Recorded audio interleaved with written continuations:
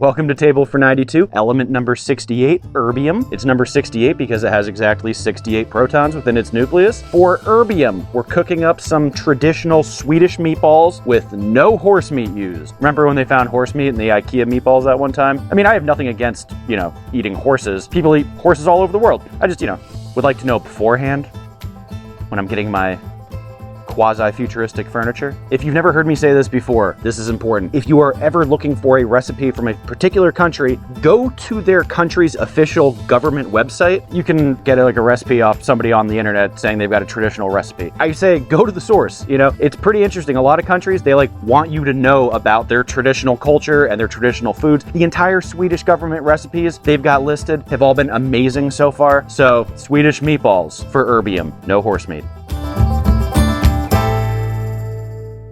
Anyway, erbium, one of the 4 elements named after that wonderfully important village, Ytterby. Nowhere else on Earth has contributed more to the periodic table than Ytterby, at least the raw materials. Yeah, that's fair to say. These rare earth elements aren't found in a pure state. So actually a lot of the most of the elements are not found in pure state. It's like gold and silver and mercury and a couple others, but yeah, that's about it. So it's just a crazy coincidence of geography and I guess education that during the late 1700s and into the 1800s, they were mining raw materials like crazy because they had to fuel the industrial revolution that was going on. So the uniqueness of that Ytterby mine was recognized at the time. And on top of that, the scientific knowledge that had built up in the previous generations was just huge. To a point that just a lowly little mine official could find, a weird looking mineral, send it off to a chemist, and actually get a response to what it was. So it all started in 1787 when a young Swedish military officer who was an amateur geologist was working at the Ytterby mine and noticed a weird black rock and sent it off to an expert geologist, Johan Gadolin, who identified that 38% of this weird mineral was of unknown origin. So over the next century, 8 elements would be pulled from Ytterby. The mineral this young mine official had discovered, his name was Arrhenius, by the way.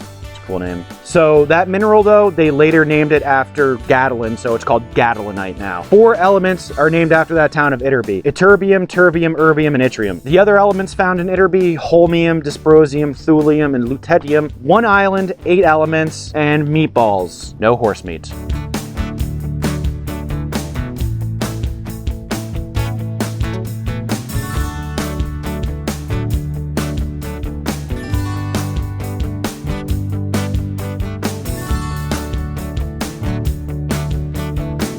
By the way, Swedish meatballs, they're arguably the most famous Swedish food in the world. Mainly because of IKEA, being everywhere and selling the meatballs. But yeah, they're not Swedish at all. The recipe was brought to Sweden in the early 1700s when the Swedish Empire was at its height. I think it's safe to say Sweden owns meatballs now, but that really actually only started in 1964. People didn't really know about Swedish meatballs before that because the World's Fair was in Stockholm and a lot of the world visited and became converts to Swedish meatballs. So that's kind of interesting. So it should be mentioned that erbium and the rest of the lanthanide elements are soft, silvery metals and are very similar. That's why they're all lumped together on the periodic table. And the rare earth elements, they're not actually that rare. They're just really difficult to extract, and it's really, really bad for the environment if you're not doing it correctly. The whole debate about how China owns all the rare earth elements is really about the fact that China, were willing to allow the terrible environmental damage associated with extracting rare earth elements. A lot of the time, these rare earth elements are bound to radioactive elements like thorium or uranium, and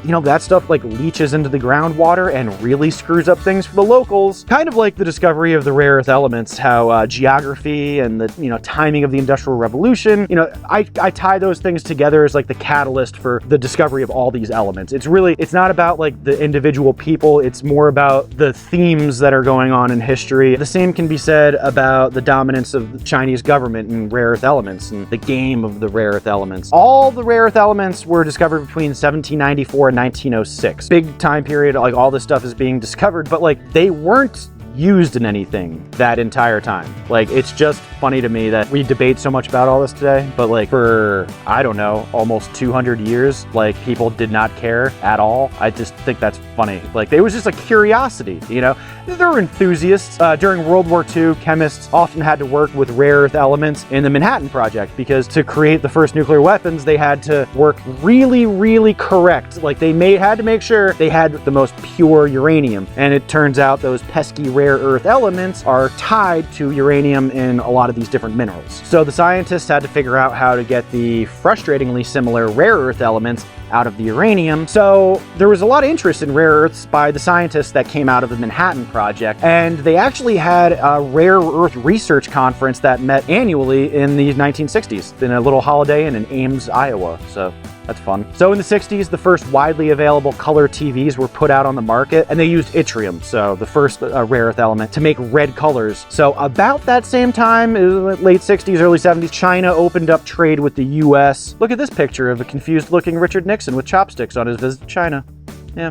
Tricky dick. So here we are, it's like in the 70s, we're finding uses for rare earth elements for the first time. The exact same time, China's opening its economy to the world, and at that exact same time too, the US is putting in some of the first environmental regulations. You know, this is a good thing, but all that happening together was kind of like the perfect formula for rare earth element extraction and like processing to move to China. And at that time, you know, we didn't really know how important the rare earth elements were going to be to like modern technology. It really came on so quickly. But yeah, China controls the market. I mean, there was a former premier of the Chinese Communist Party that actually compared their wealth in rare earth elements to the wealth the Saudis have in oil. So like, that's the importance we're talking about with the rare earths in China.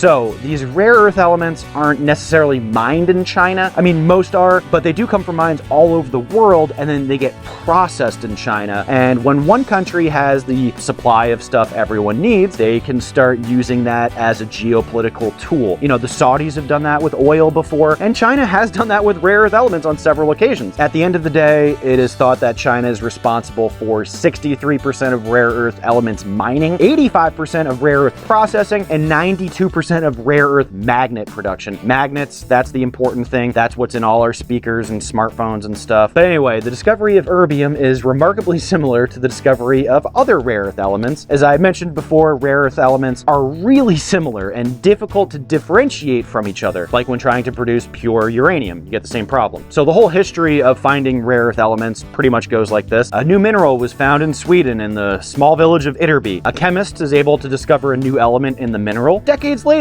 another chemist working with that element finds there are actually another element still inside of that undiscovered, hiding in there. A decade after that, another chemist finds a new element hiding in the one that had been hiding in the other element before. It's really frustrating. But yeah, Carl Mosander, the Swedish chemist famous for discovering 4 rare earth elements, found erbium exactly how I just explained. Working in 1843, he was studying yttrium, the first of the rare earth elements to be discovered, and doing atomic spectral analysis. He discovered 2 new elements, erbium, which came out as a pink color, and terbium, which came out yellow. That was really controversial at the time and was only actually really certified that they were different elements in 1864. So yeah, that original yttrium would have 7 elements pulled from it in the century after its original discovery in like the 1700s. So the history of rare earth is really frustrating at times. It's like a Russian nesting doll. Like inside every discovery, there's another one waiting to be found. Erbium is quite useful though. Some of the rare earth elements were kind of boring, like holmium. Sorry, holmium, it's true. You're boring. You're basic.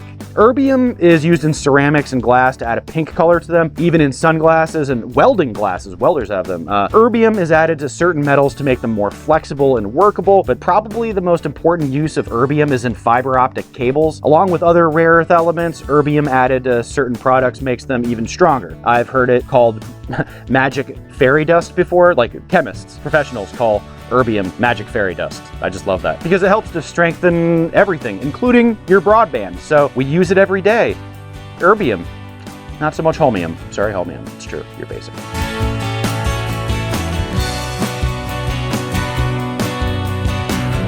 So Gotta finish building my pyramid of greatness. Tastes just like IKEA. Amazing. Well, that was Erbium. If you like pink sunglasses, the internet, welders, you have Erbium to thank for all of that. Thank you. See you next time.